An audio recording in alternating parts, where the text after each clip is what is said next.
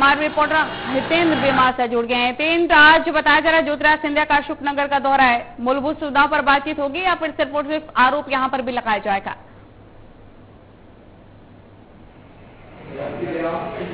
बिल्कुल नल्ली जी, मूलभूत व्यवस्थाएं या विकास जैसे मुद्दे इस चुनाव से गायब हो चुके हैं और चुनाव पूरी तरह से जो है व्यक्तिगत आरोप और प्रत्यारोप पर आ गए हैं। हम लगातार पिछले एक सप्ताह से इंडिया न्यूज के माध्यम से बताने की कोशिश कर रहे हैं प्रदेश भर के दर्शकों को कि ये चुनाव किस तरह से और कैसे आगे बढ़ेगा। पहले भी हम ये कह रहे थे कि पूरा का पूरा चुनाव ज्योतिरादित्य सिंधिया वर्सेस कमलनाथ होने वाला है और लगभग वो हो चुका है। बीते 2 दिन की अगर मैं बात करूं तो कल कमलनाथ और उनके मंत्रिमंडल के पुराने बहुत सारे साथी थे, तो सरकार गिराने की जो भड़ास पूरी थी वो शिवराज सिंह की जगह उन्होंने ज्योतिरादित्य सिंधिया पर निकाली है। चाहे जयवर्धन सिंह रहे हो, चाहे अरुण यादव रहे हो, अरुण यादव ने बहुत तल्ख टिप्पणियां कल की थी। और एक बड़ी बात कमलनाथ जी ने जीवन में पहली बार अशोकनगर के राजपुर मंच से ये कहा था कि कभी भी कांग्रेस महल में नहीं गई, हमेशा महल कांग्रेस में आया। ये उस चीज का जवाब था जब उसी राजपुर में सिंधिया ये कह के गए थे कि जब जब कांग्रेस ने हमको दिक्कतें की हैं, आंख दिखाई है, हमने सरकारें गिरा दी। चाहे राजमाता सिंधिया का नाम लिया उन्होंने, जो माधवराव सिंधिया का और खुद का उदाहरण दिया था।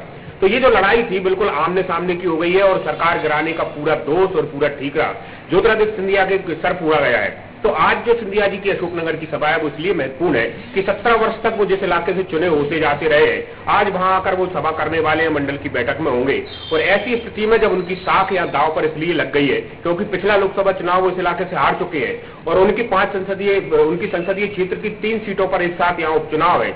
ऐसे में सिंधिया की साख बहुत दांव पर लगी है और बीजेपी भी इस वजह से पूरी ताकत लगा रखी है कि जिस व्यक्ति ने सरकार बनवाई है या कांग्रेस की सरकार गिराई है उसको किसी न किसी तरह उनके लोगों को जिताना होगा।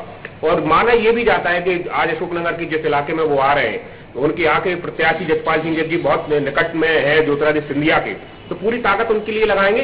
बहरहाल ये बात बिल्कुल आपने सही कही कि मूलभूत सुविधाएं और विकास के मुद्दे इस चुनाव से बहुत गायब हो चुके हैं और लड़ाई बहुत व्यक्तिगत स्तर पर और यहाँ पर जो जोड़ी नजर आ रही है शिव ज्योति, ज्योतिरादित्य सिंधिया और शिवराज सिंह चौहान के तमाम दौर पे एक्टिवनेस काफी ज्यादा उनकी देखने को मिलती है, लेकिन कमलनाथ और दिग्विजय इतना ज्यादा एक्टिव नजर नहीं आते हैं। लेकिन आरोप जरूर लगा देते कि भीतरघात जरूर हो सकता है बीजेपी में। क्या भीतरघात की चिंता कांग्रेस को सहनी चाहिए?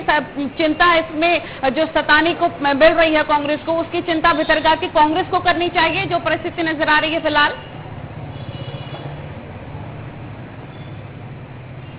बिल्कुल नल्ली जी, आपका सवाल बहुत जायज है और जायज इस वजह से है कि दोनों पार्टियों के जिलाध्यक्षों से बीते दिनों मेरी बात हुई है। दोनों के दोनों इस मुद्दे को हवा देने की कोशिश में है।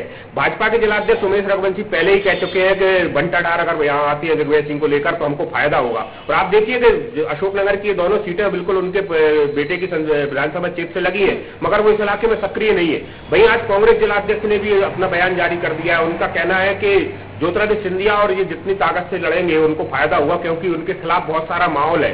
तो जो आप बात कर रही है कि कमलनाथ के अकेले के जो है चुनाव लड़ने पर फोकस किया हुआ है जबकि दिग्विजय सिंह पूरे कैंपेन से बाहर है। वहीं शिव ज्योति जो एक्सप्रेस का नाम दिया था ज्योतिरादित्य सिंधिया ने, इसी इलाके से उन्होंने इस बात की शुरुआत की थी और उन्होंने पुराने दिन को याद करके कहा था कि एक जमाने में इस इलाके में उनके पिताजी माधव ज्योति की एक्सप्रेस हुआ करती थी, उसी तरह अब वो शिव ज्योति कर रहे हैं। तो दोनों नेता चाहे वो ज्योतिरादित्य सिंधिया हो चाहे शिवराज सिंह हो वो इस इलाके में आ चुके हैं, अपनी सभाएं कर रहे हैं, करते रहेंगे और बीच में अभी आगामी समय में भी उनके कार्यक्रम बन रहे हैं। ऐसे में दिग्विजय सिंह का पूरे कैंपेन से बाहर रहना सवालिया निशान तो खड़ा कर रहा है और अंदर की भीतरघात पर भी चीजें कर रही है। एक और बड़ी बात मैं अपने दर्शकों को बताऊं कि आज कांग्रेस जिलाध्यक्ष ने एक बड़ा सवाल खड़ा किया है। उनका कहना है कि उनके जो सांसद है बीजेपी के केपी यादव वो पूरे कैंपेन से बाहर है, सिंधिया जी के साथ बाहर है। जब जब सिंधिया के कार्यक्रम होते हैं सांसद नहीं होते और सांसद जब होते हैं तब सिंधिया नहीं होते। तो कहीं ना कहीं कांग्रेस इस बात को भी जो है लगातार उठाने की कोशिश कर रही है कि बीजेपी के अंदर भी भीतरघात है और बीजेपी भी इस तरह से सामने ला रही है चीजों को कि कमलनाथ और दिग्विजय सिंह के बीच में पटरी नहीं है। जी नल्ली जी। बिल्कुल सुरेश, आपके पास लौटते हैं।